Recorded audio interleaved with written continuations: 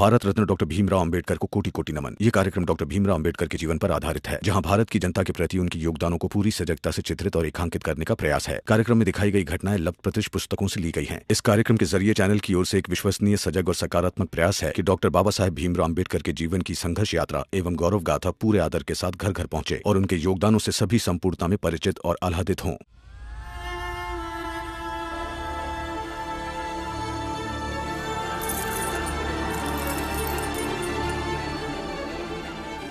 कल सुबह इसके बालों का मुंडन होगा और फिर ये संकल्प लेगी कि अब से इसका जीवन सादगी भरा होगा। इसके जीवन में ना तो कोई स्वाद होगा और ना ही कोई उमंग होगी।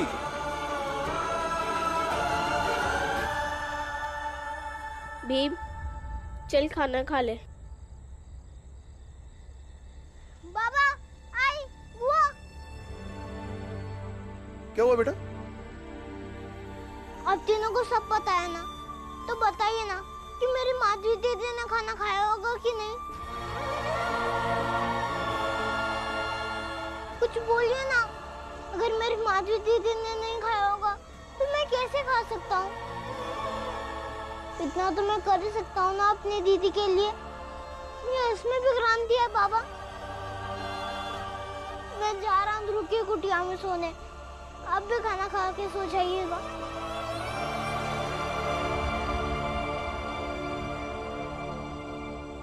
आप वो माधवी तुमसे कुछ नहीं बोल रही, पत्थर सी बन गई है। कम से कम एक बार रो ले वो। ऐसे पत्थर बनी बनी कहीं मर ना जाए या कहीं पागल ना हो जाए, इसलिए डर लग रहा है। इनको वो बहुत मानती है।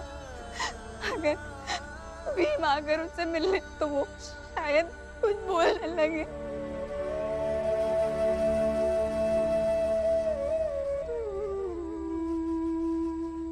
लेकिन आपके पति या गांव वाले किसी ने देख लिया, किसी को पता चल गया तो ठीक नहीं रहेगा। मेरे बेटे के लिए भी नहीं, आपकी बेटी के लिए भी नहीं। आप चले जाइए यहाँ से। देखिए, मेरे पति को मैं संभाल लूंगी और अभी रात में अंधेरे में कोई नहीं देखेगा।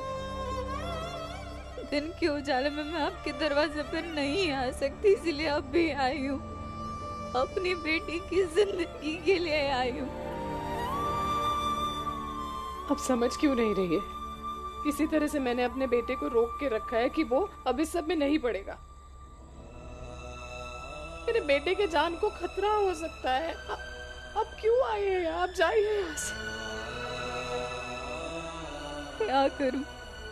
समाज की परंपराओं को निभाने वाली स्त्री हूँ, लेकिन साथ साथ माँ भी हूँ। अपनी बेटी की अवस्था देखी नहीं गई, इसलिए आ गई। माफ कर देना, मरती है मर जाए, ऐसी जिंदगी से तो अच्छा मौत है। रुक जाइए।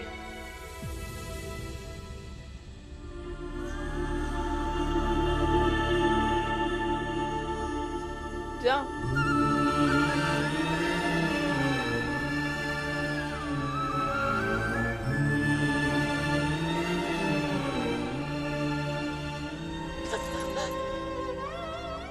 अपना ख्याल रखना। आप भूलना नहीं, मैं भी एक माँ हूँ।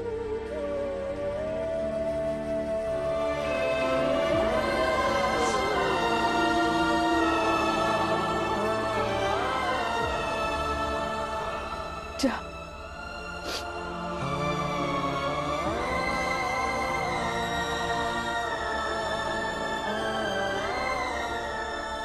अच्छा मौका लगा इस दफा हाथ में। कामदा की मौत और माधवी के विधवा होने की जिम्मेदारी भीमराव पे डाल देते हैं, ताकि लोग उसे अपशगुनी समझें और उसे अपने से दूर रखें। एक तो अपशगुनी, ऊपर से छोटी जात का। अरे ये तो वही बात हो गई, एक तो करेला, ऊपर से नीम चढ़ा।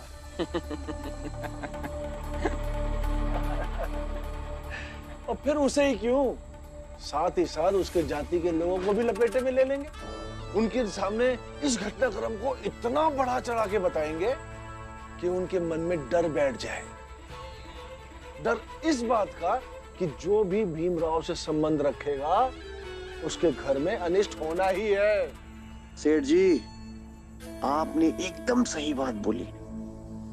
भाइयों, इससे होगा ये कि वो भीमराव और उसका परिवार का आज तक का पूरा हिसाब करके एक साथ बदला ले लेंगे। कि भीमराव अपने आप को बड़ा ज्ञानी समझता था, अब समझ में आएगा कि ज्ञान बांटने का परिणाम क्या होता है। बस ये आग ठंडी नहीं होनी चाहिए। हाँ, ये आग ठंडी नहीं होगी।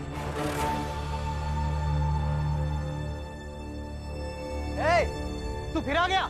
बच्ची मर जाएगी, बात करने दीजिए ना।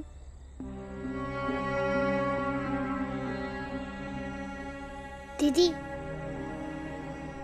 दीदी,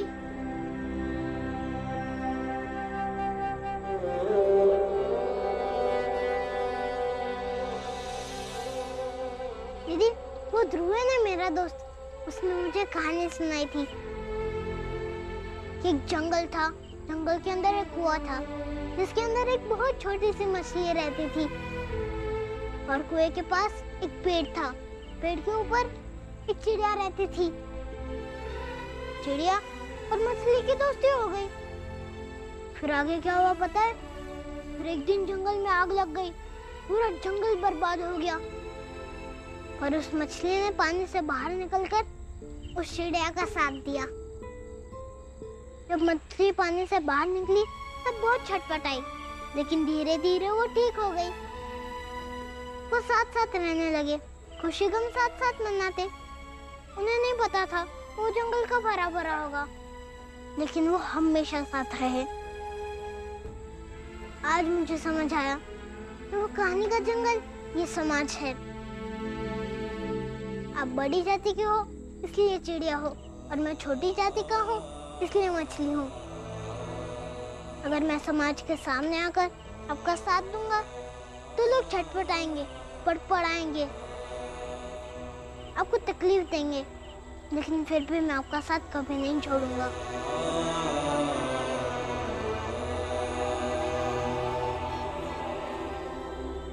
दीदी, कुछ बोलो ना, बस मैं आपके लिए इतनी दूर से और इतने रात को यहाँ आया हूँ।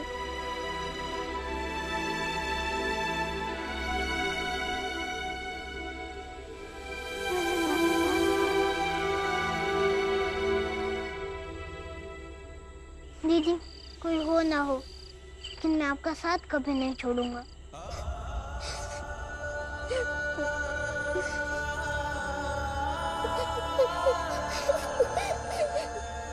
अरे, उसने फिर रुला दिया माधवी को।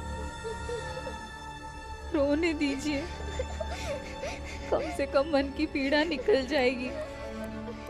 नहीं तो छोटी सी बच्ची अपने भीतर इतनी दर्द नहीं सहन कर पाएगी।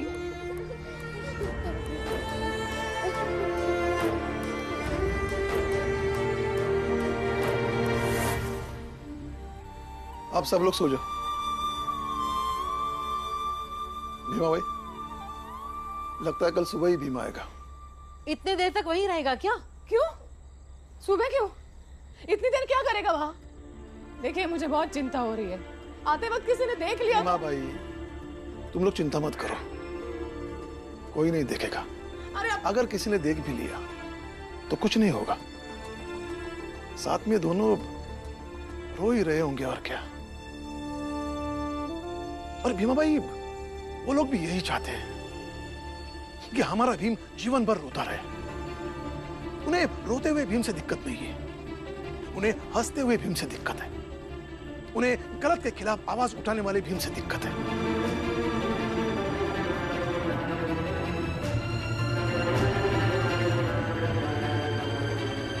बाबा, वो सब लोग कितने अजीब है ना। उन्हें खुद ही नहीं पता कि उन्हें क्या चाहिए क्या नहीं चाहिए। जब भीम शादी रोकने के लिए गया, शादी में शरीक होने के लिए गया, तो भीम छोटी जाति का था। और जब खुद की बेटी को संभालने की बारी आई और खुद ही से नहीं संभली गई, तो उसी भीम को घर से बुला ले गए। कैसा दोहरा आचरण करते हैं ये लोग।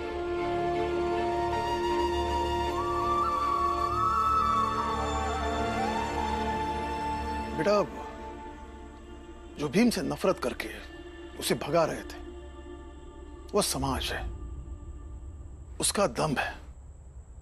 और जो भीम को बुलाने आई थी वो एक माँ है, उसकी ममता है। और माँ की ममता ऐसी होती है। ऐसा नहीं है कि हम छोटी जाति वालों से ही बड़ी जाति के लोग हमेशा ही नफरत करते हैं। कई बार ऐसे भी मौके आते हैं कि वो लोग नफरत भुलाकर हमें अपने घरों में बुलाते हैं। उदाहरण के तौर पर जब इनके घरों में औरतें मां बनती है तो बच्चा पैदा कराने के लिए छोटी जाति की औरत ही चाहती है, क्योंकि बड़ी जाति वालों को एक विश्वास रहता है कि छोटी जाति की औरत आने पर उनका जच्चा बच्चा दोनों सुरक्षित रहेगा, क्योंकि छोटी जाति की औरतों के पास एक काम करने का हुनर होता है। और बाद में उनकी छाया से भी दूर भागता है। उस बच्चे को भी कभी नहीं बताते कि जिसे तू गालियां देता है या जिससे तू दूर भागता है उसी ने तुम्हारे पैदा होने में मदद की थी। इसको तो एहसान फरामोशी कहेंगे ना बाबा? नहीं, इनका दोहरा चरित्र है, इनका अवसरवाद। जरूरत पड़ने पर ये लोग अपने लिए समाज में कायदा कानून नियम बदल लेते हैं, बाद में फिर उसी की दुहाई देने लगते हैं। भैया भाभी चलिए थोड़ी देर आराम कर लीजिए। बच्चों चलो सो जाओ। भाभी। हाँ दीदी, आप सब लोग सो जाओ। विवा ने आधा तब तक यहीं रहूंगी। लेकिन वो कब तक आएगा क्या पता, जब भी लौटे दीदी उसे देखूंगी तो तसल्ली हो जाएगी।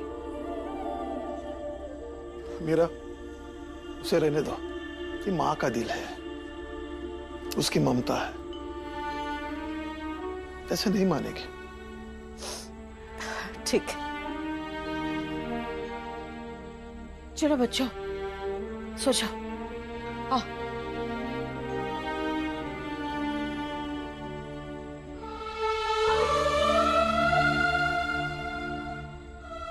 भीमा भाई जाइए, सो जाइए आप। जानती हूँ नींद आपको भी नहीं आएगी, लेकिन थोड़ा आराम कर लीजिए। जाइए।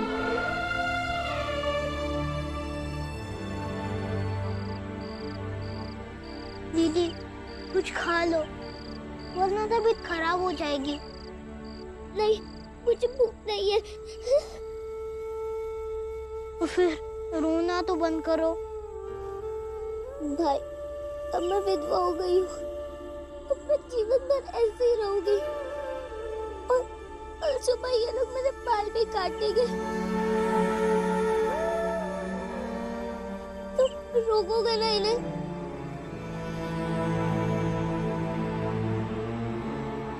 जो कुछ भी हुआ है ना, उसका दुख मना, शोक मना, तुझे चाहे जो तू कर ले, लेकिन इस विषय में तू अभी नहीं पड़ेगा।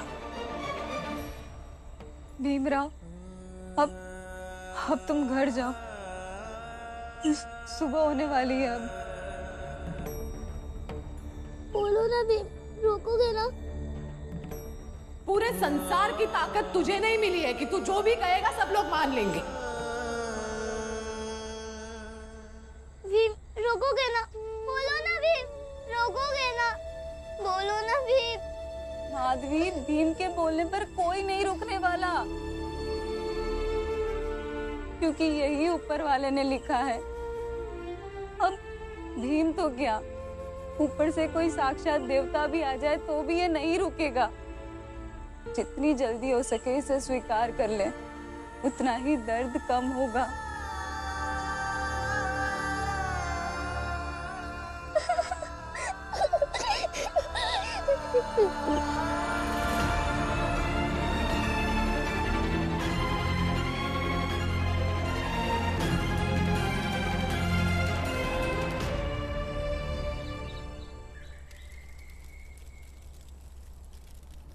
सुन सुन सुन, अब मेरी बेटी से मत मिलना। वो तो आज सुबह से बोल नहीं रही थी, इसलिए मेरी बीबी ने सोचा शायद तू कुछ तसल्ली दे दे उसको। लेकिन इसका मतलब ये नहीं है हम भूल गए हैं। तू किस जाति का है? काका, दिक्कत ये है कि आप अपनी बेटी की हालत देखने की वजह सिर्फ मतलब ही निकाल रहे हैं। तो ये भी बात याद कर लीजिए कि आपको जो करना है आप करिए, लेकिन मुझे जो करना चाहिए मैं करूँगा। साहिब मेरे भीमराव, साहिब मेरे भीमराव, साहिब मेरे भीमराव, साहिब मेरे भीमराव।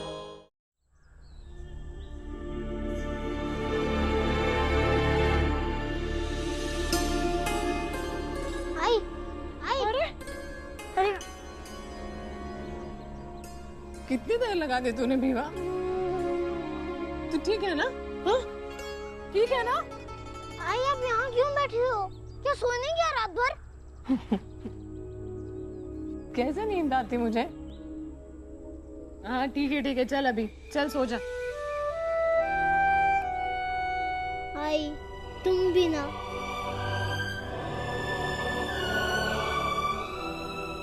अपनी हरकतों की वजह से तंग करता हूँ ना तुम्हें, थोड़ा सा। आई, माफ कर दो। अब करूँ भी क्या? कुछ गलत होता है तो सहा नहीं जाता। पता नहीं औरों की तरह क्यों नहीं हूँ मैं कि देखकर ही चुप हो जाऊं।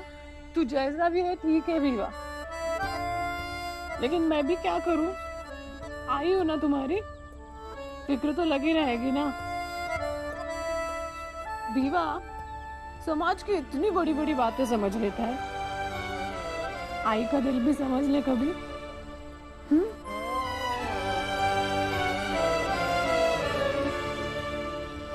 चल अंदर चल के आराम कर ले। आ बेटा। नहीं, मुझे आराम नहीं बल्कि विद्यालय जाने की तैयारी करनी है। हाँ? अरे भीवा, भीवा मेरी बात तो सुन ले। अरे रात भर का जगह है, तू ऐसे तो तबीयत खराब हो जाएगी ना तेरी। आई, तबीयत खराब नहीं होगी। अरे समझाइए ना इसे कुछ, अभी अभी आया है, रात भर का जगह और स्कूल जाने की बात कर रहा है। आई, अभी तो मेरे लिए पूरी रात जगी हो और फिर पूरा दिन काम करोगी, आराम नहीं। तू ज्यादा बातें मत बना, अब हंसिए मत। स्कूल खुलने में समय है अभी, थोड़ी देर तो आराम कर ले। आई, पता है ना कितनी दूर जाना पड़ता है। और बुआ, अब मेरे लिए पानी गर्म कर दीजिए, मैं नहाकर स्कूल जाऊंगा। ठीक है, जो मर्जी आए करो।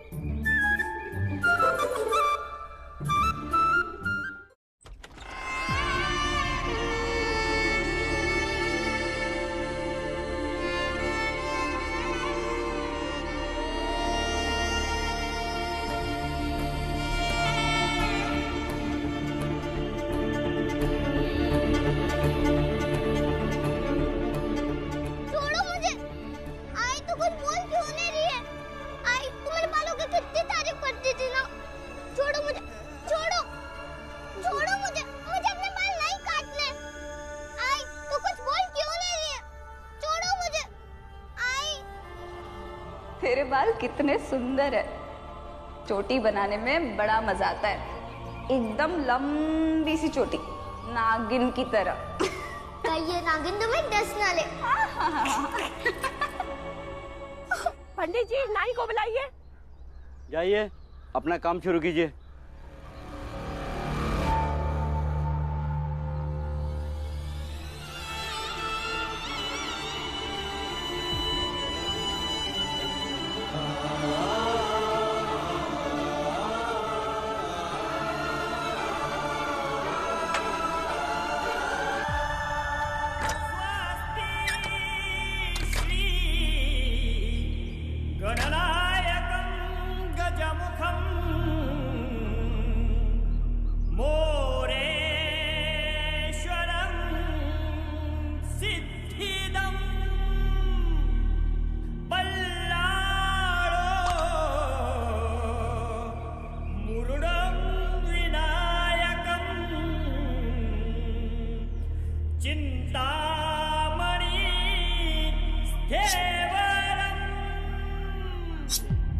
कुछ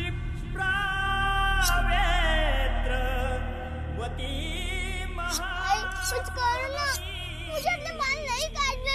ज्यादा नाटक करिए, 2 थप्पड़ लगाओ, सही हो जाएगी। कब से समझा रहे हैं इसको।